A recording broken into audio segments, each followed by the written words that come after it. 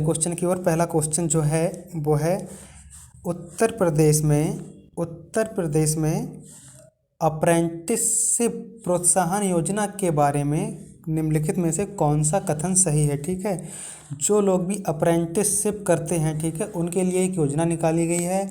उसमें कुछ प्रावधान रखे गए हैं, ठीक है, सरकार की तरफ से कि किसे कितना रुपया मिलेगा, किसे क्या काम है।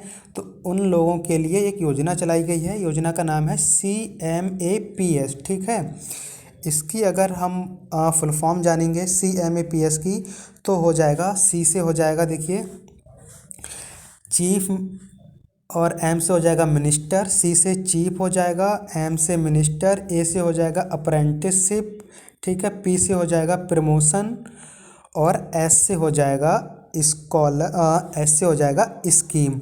पूरा नाम क्या है? Chief minister apprenticeship promotion scheme. ठीक है, ये आप एक पेन और एक कॉपी लेके बैठिए। दूसरा ऑप्शन जो है इसमें वो है उम्मीदवार को 2500 रुपये प्रतिमाह वजीफे के रूप में दिया जाएगा। ठीक है, तो ये ऑप्शन सही है या नहीं है, ये आपको देखना है। तीसरा है वजीफे की कुल राशि जो है केंद्र सरकार कितना देगी? 1500 देगी। ठीक है, तो इसका जो दोस्तों राइट आंसर हो जाएगा वो हो जाएगा उपरोक्त सभी। ठीक है, पहला ऑप्शन जो है इसके लिए 100 करोड़ रुपए का बजट दिया गया है, ये भी सही है। 2500 रुपये प्रतिमाह दिया जाएगा, ये भी सही है। और केंद्र सरकार 1500 देगी, तो बाकी जो 1000 रुपये बचा वो कौन देगा? वो देगा राज्य सरकार। ठीक है, क्योंकि दोस्तों देखिए यूपी स्पेशल जो एग्ज़ाम होते हैं या फिर ग्रामीण एवं सामाजिक परिवेश का जो पोर्शन होता है, उसमें जो राशि बांटी जाती है केंद्र और राज्य की, या तो उसका अनुपात पूछ लेता है। ठीक है, अनुपात अगर नहीं दे रखा होगा तो फिर कितना रुपया कौन दे रहा है, जैसे यही देख लीजिए 1500 केंद्र सरकार देगी और 1000 जो देगी वो राज्य सरकार देगी। ये आपको यहाँ पे नोट करते हुए चलना है। बढ़ते हैं नेक्स्ट क्वेश्चन की ओर। उत्तर प्रदेश में राज्यसभा की कितनी सीटें हैं? बहुत ही फेमस क्वेश्चन है दोस्तों, आपको बताना है कितनी सीटें हैं उत्तर प्रदेश में राज्यसभा की। तो आपको लगाना है 31 सीटें जो हैं राज्यसभा की हैं। अगर पूछेगा लोकसभा की कितनी सीटें हैं यूपी में, तो वो आपको बताना है 80 सीटें लोकसभा की हैं। अगर पूरे भारत में पूछेगा लोकसभा की सीटें तो कितनी लगानी है?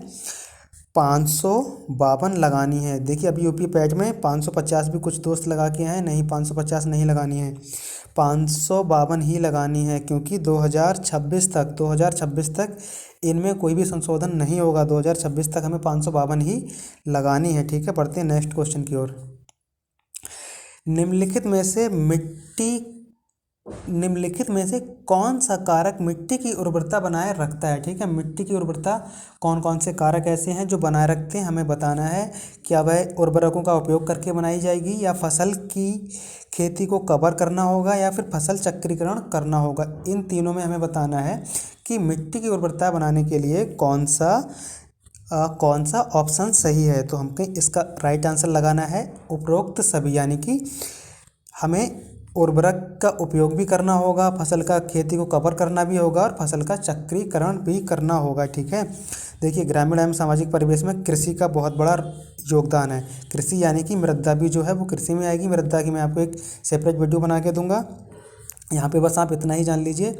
ठीक है, इसके बाद नेक्स्ट क्वेश्चन जो है, निम्नलिखित में से किस वर्ष ऑपरेशन फ्लड शुरू किया गया? ठीक है, आपको बताना है ऑपरेशन फ्लड कब शुरू किया गया। देखिए इसका जो राइट आंसर हो जाएगा वो हो जाएगा 1970 में। ऑपरेशन फ्लड की अन्य नाम क्या है दोस्तों? दुग्ध क्रांति। ठीक है, दुग्ध क्रांति पूछेगा कब स्टार्ट हुई, तो आपको लगाना है 1970, या फिर श्वेत क्रांति अगर पूछेगा तब भी आपको क्या लगाना है? 1970। श्वेत क्रांति के जनक अगर पूछेगा भारत में कौन है, तो डॉक्टर वर्गीज कुरियन दोस्तों श्वेत क्रांति के जनक हैं। पेन और कॉपी लेके बैठिए दोस्तों, आपको नोट करते जाना है। ठीक है, नेक्स्ट क्वेश्चन की ओर बढ़ते हैं। किस राज्य में भैंसों की संख्या सबसे अधिक है?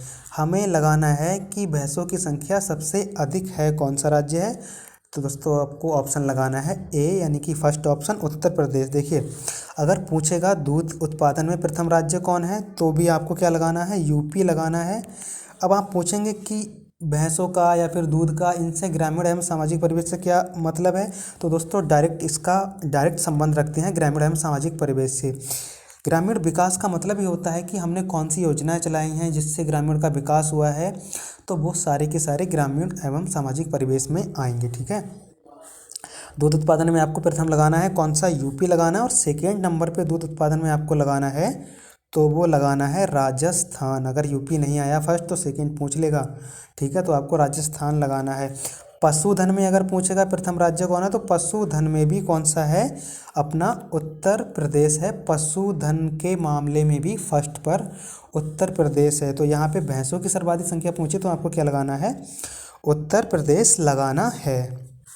नेक्स्ट क्वेश्चन है, कानून आया था दोस्तों अभी जल्दी में जून 2020 में, तो आपको बताना है जो गौ रक्षा के लिए कानून है उसमें क्या प्रावधान रखा गया है, ठीक है। क्या है, उत्तर प्रदेश में एक मसौदा अध्यादेश को मंजूरी दी है। क्या अध्यादेश है कि इसमें अधिकतम कितने वर्ष का कठोर का कारावास है और कितने लाख रुपए का जुर्माना देना है, ठीक है। तो हमें इसका जो राइट आंसर लगाना है वो लगाना है ऑप्शन नंबर 2, यानी कि 10 वर्ष का इसमें प्रावधान रखा गया है कि 10 साल की दोस्तों सजा हो सकती है और 5 लाख रुपए तक का जुर्माना हो सकता है अगर गायों का किसी ने वध किया तो, ठीक है। ये जून 2020 में एक अध्यादेश को मंजूरी दी गई है, ठीक है। बढ़ते हैं दोस्तों नेक्स्ट क्वेश्चन की ओर। उत्तर प्रदेश में पशु चिकित्सा अस्पताल हैं, ठीक है। आपको बताना है कि पशु चिकित्सा के कितने अस्पताल हैं। पिछली बार दोस्तों लेखपाल में पूछा गया था कि अस्पताल में यानी बेडों की संख्या पूछी गई थी, और यहाँ पे पूछा है कि उत्तर प्रदेश में पशु चिकित्सा अस्पताल कितने हैं। तो आपको क्या लगाना है, 2200, लगभग 2200 जो हैं पशु चिकित्सा अस्पताल हैं यूपी से, ठीक है। बढ़ते हैं दोस्तों, अगर एक क्वेश्चन अच्छा यहाँ से और पूछेगा, क्वेश्चन पूछेगा दोस्तों पशुपालन विभाग की स्थापना कब हुई, ठीक है। पशुपालन विभाग की स्थापना यहीं पर नोट कर लीजिए आप कब हुई, तो हमें लगाना है 1944 में पशुपालन विभाग की स्थापना हुई है, ठीक है दोस्तों। नोट करते जाना है, जो मैं एक्स्ट्रा फैक्ट बता रहा हूँ दोस्तों बहुत ही ज़्यादा इंपॉर्टेंट है, आपको इन पर ध्यान देना और नोट करके चलना है, ठीक है। बढ़ते हैं नेक्स्ट क्वेश्चन की ओर। किस राज्य में पशुधन की संख्या सबसे अधिक है। जैसा कि मैंने अभी आपको बता चुका हूं कि हमारा जो उत्तर प्रदेश है सर्वाधिक पशुधन में है और सर्वाधिक दुग्ध में है प्रथम स्थान पर, ठीक है। बढ़ते हैं दोस्तों नेक्स्ट क्वेश्चन की ओर। निम्नलिखित में से एक सहकारी कृषक समाज का महत्वपूर्ण संस्करण है, ठीक है। कृषक समाज का, सहकारी कृषक समाज का ग्रामीण एवं सामाजिक परिवेश से डायरेक्ट संबंध है दोस्तों इसका, ठीक है। तो आपको ऑप्शन बताने हैं, क्या वो होगा कोऑपरेटिव ज्वाइंट फार्मिंग सोसाइटी होगा, सहकारी बेहतर कृषि सोसाइटी होगा, या सहकारी किराएदार खेती सोसाइटी होगा, फिर सहकारी सामूहिक खेती सोसाइटी होगा, ठीक है। ये खेती से रिलेटेड है दोस्तों, ठीक है। तो आपको ये बताना है, ऑप्शन थोड़े से आपको अजीब से लगते होंगे लेकिन आपको बस थोड़ा मोटा मोटा याद रखना है। तो ये ऑप्शन आएंगे इसी तरह से 4 ऑप्शन दे रखे होंगे, तो आपको लगाना है उपरोक्त सभी इसका राइट आंसर होगा। यानी कि कृषक समाज का जो दोस्तों महत्वपूर्ण उदाहरण है या महत्वपूर्ण संस्करण है, तो ये चारों हो जाएंगे कृषक समाज के। नोट कर लेना, 2-3 बार पढ़ना, याद हो जाएगा, ये मैं आपको गारंटी देता हूँ, ठीक है। पढ़ते हैं नेक्स्ट क्वेश्चन की ओर। पहले रैयतवाड़ी प्रणाली को पेश किया गया था, ठीक है। मोस्ट इंपॉर्टेंट दोस्तों, स्टार लगा लीजिए क्वेश्चन के लिए। तो पहले रैयतवाड़ी प्रणाली को पेश किया गया था, कहाँ पेश किया गया था दोस्तों, आंसर इसका हो जाएगा मद्रास में, ठीक है। मद्रास में इसे पेश किया गया। अगर दोस्तों डेट पूछेगा तो हमें क्या लगानी है, डेट लगानी है हमें 1820। किसने किया था पेश दोस्तों, टॉमस मुनरो, ये साथ में नोट्स करते हुए चलना है। टॉमस मुनरो ने दोस्तों पेश किया था। अच्छा, रैयतवाड़ी कौन से 2 जनरल थे, गवर्नर जनरल थे जिन्होंने पेश की थी, तो आपको लगाना है, एक तो थे कैप्टन रीड थे, ठीक है, और दूसरे जो थे वो टॉमस मुनरो थे। ये आपको दोनों याद रखने हैं कि कैप्टन रीड और टॉमस मुनरो ने यानी कि रैयतवाड़ी प्रणाली को लागू किया था। लेकिन यहाँ पे बात हो रही है मद्रास की, तो मद्रास किया था टॉमस मुनरो ने, और डेट अगर पूछेगा तो 1820 लगानी है, ठीक है। अब दोस्तों बढ़ते हैं नेक्स्ट क्वेश्चन की ओर। अभी मैंने रैयतवाड़ी पढ़ाई थी, अब ये है जमींदारी प्रणाली। जमींदारी प्रणाली जो है शुरू की गई थी, ठीक है। तो किसके शासनकाल में शुरू की गई थी, जमींदारी प्रणाली। उससे पहले था रैयतवाड़ी, जो मैंने आपको बताया, रैयतवाड़ी आपको क्या लगाना था, टॉमस मुनरो और कैप्टन रीड लगाना था, लेकिन यहाँ पे है जमींदारी प्रणाली, तो जमींदारी प्रणाली का राइट आंसर हो जाएगा लॉर्ड कॉर्नवालिस ने शुरू की थी। ठीक है, इसका राइट आंसर हो जाएगा जमींदारी का लॉर्ड कॉर्नवालिस। ठीक है, इसके अलावा यहाँ से कौन सा क्वेश्चन बन सकता है? इस क्वेश्चन दोस्तों बनेगा कि कब शुरुआत हुई थी, तो 1793 लगाना है आपको। ठीक है, 1793 में जमींदारी प्रणाली शुरुआत हुई थी। किसके शासनकाल में? लॉर्ड कॉर्नवालिस के शासनकाल में। दोस्तों नेक्स्ट क्वेश्चन है, निम्नलिखित में से किस योजना का नाम बदलकर दीनदयाल अंत्योदय योजना रख दिया गया? ठीक है, आपको बताना है किस योजना का नाम बदलकर दीनदयाल अंत्योदय योजना। राइट आंसर इसका होगा वो होगा राष्ट्रीय ग्रामीण आजीविका मिशन। राष्ट्रीय ग्रामीण आजीविका मिशन का नाम बदलकर क्या रख दिया है? दीनदयाल अंत्योदय योजना रख दिया गया है। अच्छा, राष्ट्रीय ग्रामीण आजीविका मिशन की शुरुआत दोस्तों कब किया गया? 2011 में शुरू किया गया था। ठीक है, और इसका नाम पूछेंगे कब चेंज किया, तो 2015 में इसका नाम चेंज कर दिया गया, यानी कि दीनदयाल अंत्योदय योजना का नाम 2015 में रखा गया। और अगर पूछेगा राष्ट्रीय ग्रामीण आजीविका मिशन थी तो वो 2011 में शुरू हुई थी। ठीक है, बढ़ते हैं दोस्तों नेक्स्ट क्वेश्चन की ओर। राष्ट्रीय जल मिशन कब शुरू किया गया? मोस्ट इंपॉर्टेंट दोस्तों, स्टार लगा लीजिए राष्ट्रीय जल मिशन के लिए। ठीक है, तो इसका जो राइट आंसर हो जाएगा वो हो जाएगा 2008 में राष्ट्रीय जल मिशन की शुरुआत हुई थी।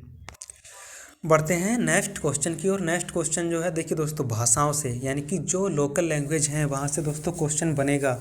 आपको उत्तर प्रदेश में कौन कौन से स्थान पर कौन कौन सी भाषाएं बोली जाती हैं आपको याद रखना है, क्योंकि दोस्तों ये भी तो एक ग्रामीण परिवेश का हिस्सा है ना। ठीक है, तो आपको सही ऑप्शन, यानी कि यहाँ से गलत ऑप्शन छांटना है कि कौन सा गलत है। एक भाषाओं की भी मैं अलग से वीडियो दूंगा, क्योंकि दोस्तों यहाँ पे अगर मैं बताऊंगा तो बहुत ज़्यादा लंबी वीडियो हो जाएगी। तो और भाषाएं जो हैं यहाँ से एक क्वेश्चन तो आपको मिलना ही मिलना है। ठीक है, तो इसकी मैं एक सेपरेट वीडियो बना दूंगा और अच्छे से याद करवा दूंगा कि किस किस क्षेत्र में कौन कौन सी बोलियां बोली जाती हैं।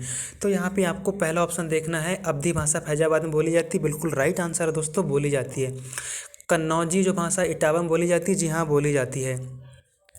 और बुंदेली जो है चित्रकूट में बोली जाती है, नहीं भाई ये नहीं हाँ बोली जाती है। बुंदेली जो है वो चित्रकूट में बोली जाती है। और बघेली जो है क्या है, वो हमीरपुर में बोली जाती है, नहीं भाई ये क्वेश्चन आज हो जाएगा आपका गलत। नहीं, बघेली जो है वो हमीरपुर में नहीं बोली जाती है।